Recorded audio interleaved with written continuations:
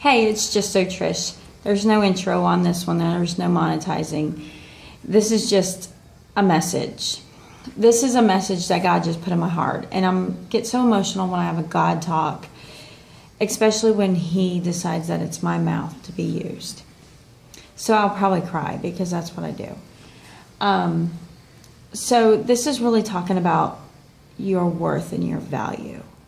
And this is important. This is really one that God has put in my heart to talk to somebody who will probably shut down to listen to me.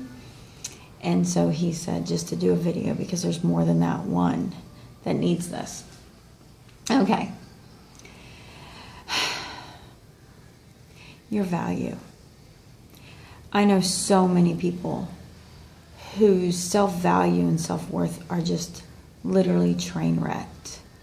They've been wrecked in looking for their value in their parents. They're looking for their parents to value them, to finally tell them they did a good job, to tell them they're worthy.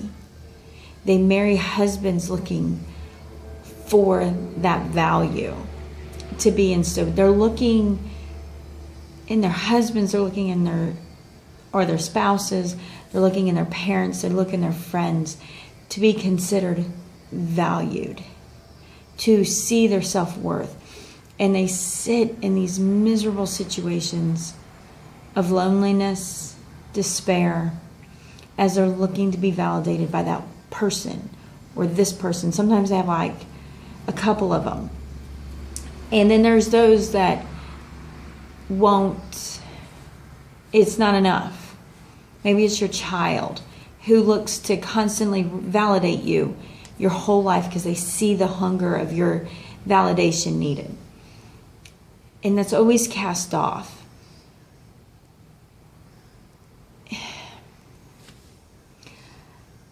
I've watched years of this. I've watched years of this with certain people. Not naming names of any sorts. I've watched it over the years. I've watched the after effects of either the person you're hungry to be validated over dies, or that spouse leaves. And in some cases, there's an instant moment of you've been freed from this prison of they can't be there anymore, nitpicking you down, destroying you, doing these ugly little things, and now you're free. And it's quick-lived, it's gone very quickly. And you're sitting there and you're in isolation and the feeling of unworthiness, and you just have this lonely sense of silence. And you're looking for anything to distract yourself because the heart hurts so bad. I've been here, that's why I'm talking about it.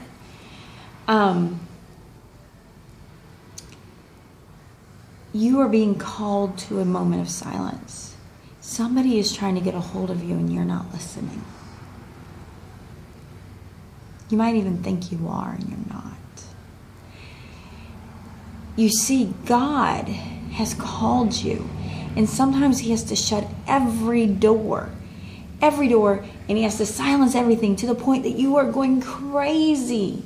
And the whole time He's like, hey, I'm talking to you. And it comes through the heart and you're like, There is no man, there's no flesh, there's no human that is ever going to validate your value. You cannot find it in your work. You cannot find it in your activities. There's nothing. Nothing. There's no YouTube audience. There is no comment. There is no friend, spouse. Nobody is ever going to validate you. Well, then you just have to find pride in yourself. Pride comes before the fall. No, you won't.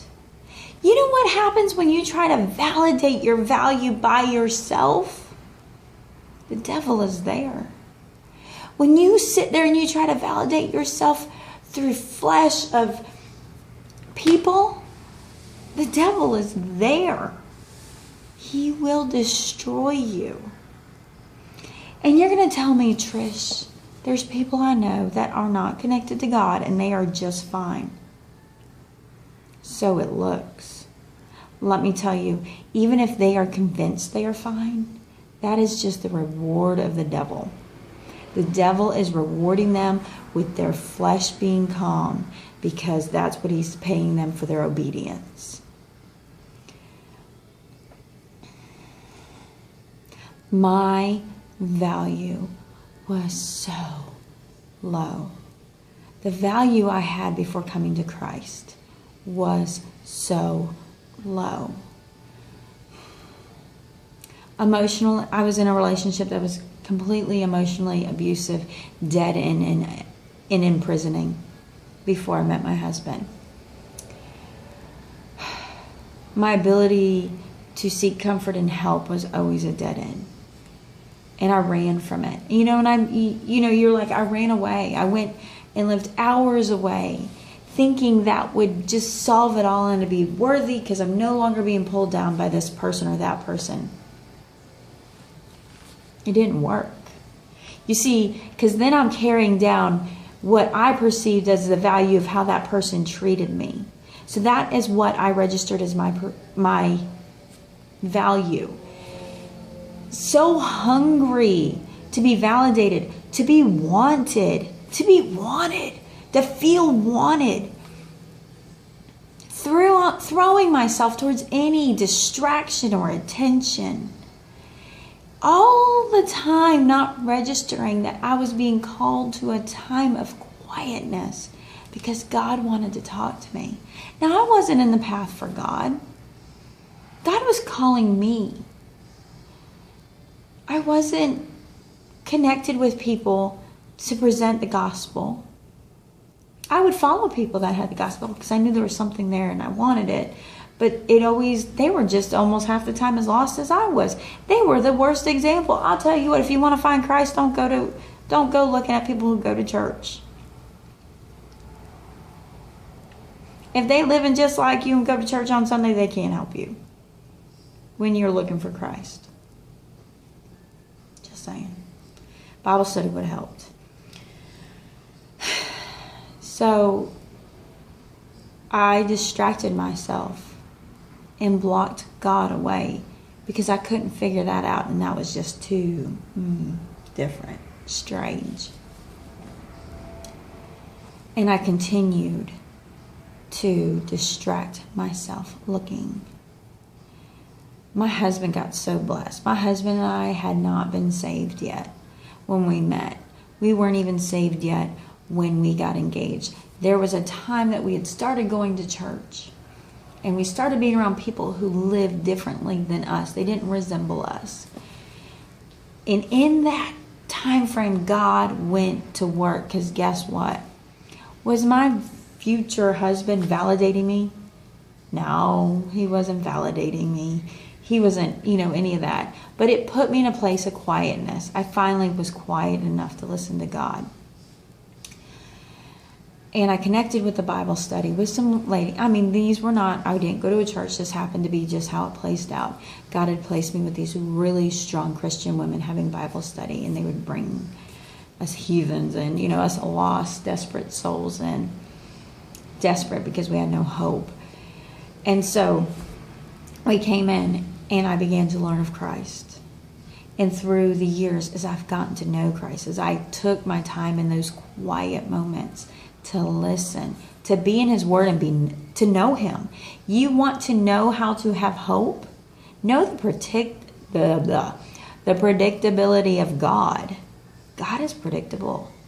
He is. There is no great mystery of Him. He makes Himself known. And He gives you His diary, His book, the Word, to know it. You have to be in it, reading and listening to it. My husband is not perfect, nor am I as a wife. I am not validated by my husband. I'm not validated by my children. As much as I love you guys, I am not validated by you. But I know my worth. I know my worth as a child of God. I know my worth not by my body. This is just my vessel that I am in charge of taking care of. My vessel. Because God has me here for a reason. I am valued because there is purpose in my being. There is a job for me to do, and I have to be connected. And when I do the job that God has enlisted me to do, as being a wife, as being a mother, as being a friend, as being just that person that He has put me wherever He's put me with the gifts and the skills that I have to do His work, I know my value is high because He says, good and faithful servant you are. God has given me who I am for a reason. And my value is in that. I am important. God deemed me so important that even if it was only I that accepted the gift, He was willing to sacrifice His Son. He wasn't willing to sacrifice His Son just for the millions and the multitudes that would accept Him. Even if it was just one, God did it. Even if it was just you. Even if it was just you. You are of that much value. Do you not see that? Do you not see that in His Word, He values so much that He put His Son on the cross for you? You are that important. You're not that important to be cherished and put on a shelf. You are that important because God also has a job for you. You are a part of His army, not of war and declaration, but of His purpose and of His will. And when you are connected to Him, accepting His grace, and being willing to do what He calls you to do when He calls you, that's your value. You won't find that in another human flesh. There's nobody good enough to tell you anything you need to know or give you what you want. Not your child, not your husband, not your grandma, not your parent, not your best friend, not your neighbor, not the world. If you think you're being validated by the world, you better get a check on. You've got the devil in your ear. If you validate yourself because of how good everybody thinks you are because of what you do, you have the devil in your ear.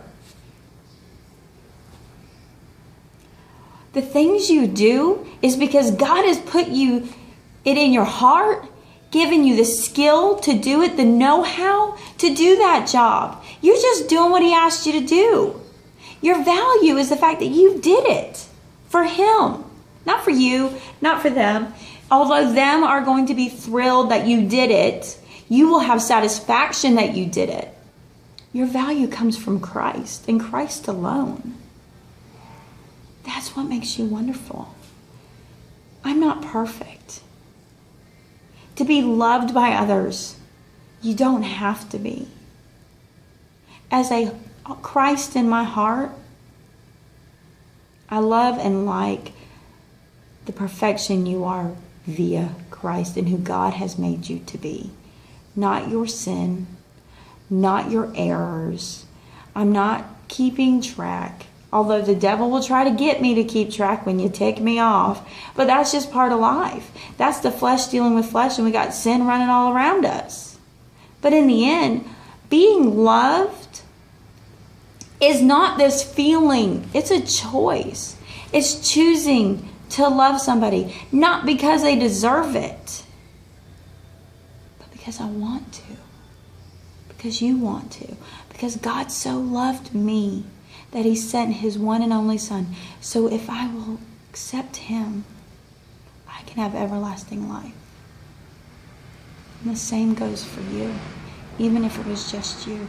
Your value is that important, but you will never find it if you go looking in the world for it.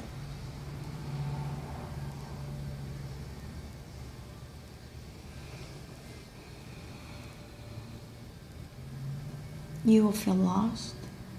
You will want to run away, and there'll be nowhere to run away to. You will be angry. You will be crushed. And the devil will reward you every time for your obedience. And your heart will hunger for the love that only God can give you.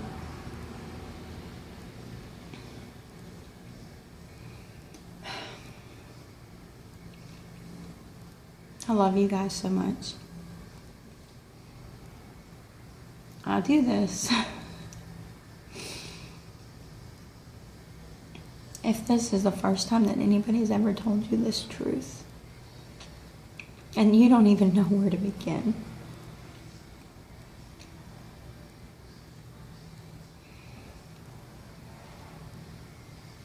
all you have to do is pray and put Christ in your heart. And the first time you pray, you're only taking out a little bit of that sin to make room for Him. And you might feel like you got to pray over and over and over again to feel it. Because I did. I admitted to God I was a sinner. I believe that Jesus died on the cross for me. And I confessed my sins every moment that I could think of them. And I'll tell you what, I did that first prayer, and 10 minutes later I prayed it again, and I came up with more sin that I had to confess. I did it like every 15, 20 minutes the first 2 or 3 days. Day after day I kept praying it. Not because I felt like it didn't work, but because I realized I had so much in my heart.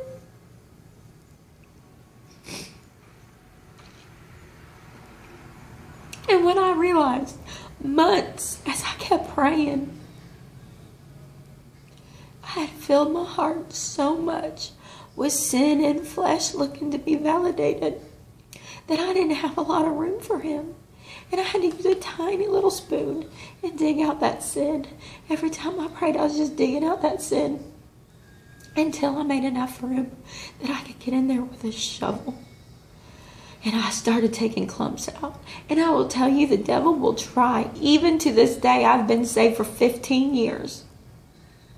To this day, the devil will try to come back and show me the sin I was before I accepted Christ and want me to pick up that baggage and own it. And I remind that devil, God forgave me. He put His Son on the cross for that sin. And I forgive myself. And I will not pick up that baggage, because that is not mine, no matter how hard you try to remind me of it. When you pray to ask Christ in your heart, admit that you're a sinner. Believe that God sent His Son to die for you. And confess that sin and give it up. You cannot hide in your heart and think it's going to go away, because it'll grow, because the devil uses it as a backdoor key to get into your mind and heart. Your value is based on the fact that God loved you so much that He sent His one and only Son to die so that you could have everlasting life.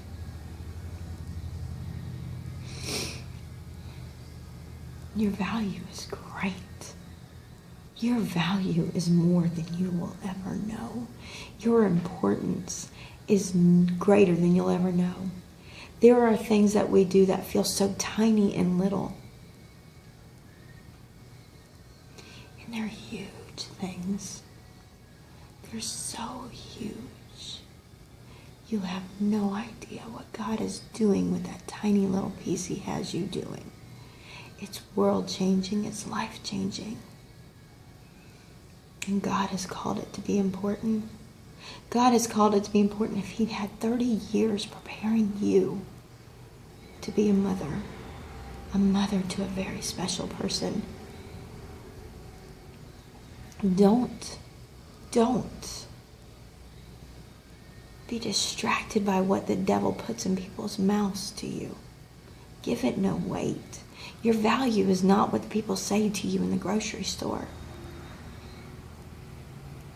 God might take everything away. Don't let that seem like your value. He is building bigger and huger things, even in the midst of our turmoil. Look at the book of Job. If you haven't found a church, find one. Find one that opens that Bible and reads it word for word. There's enough truth there. Connect. I love you guys. I'm going to pray over you.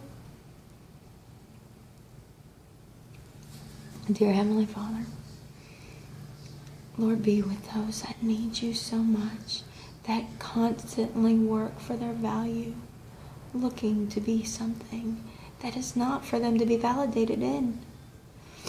Lord, let your will be known to them. Let your love be known to them.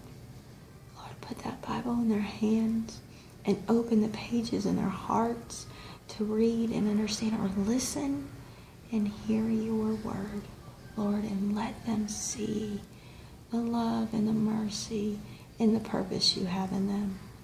In your Son's precious name I pray.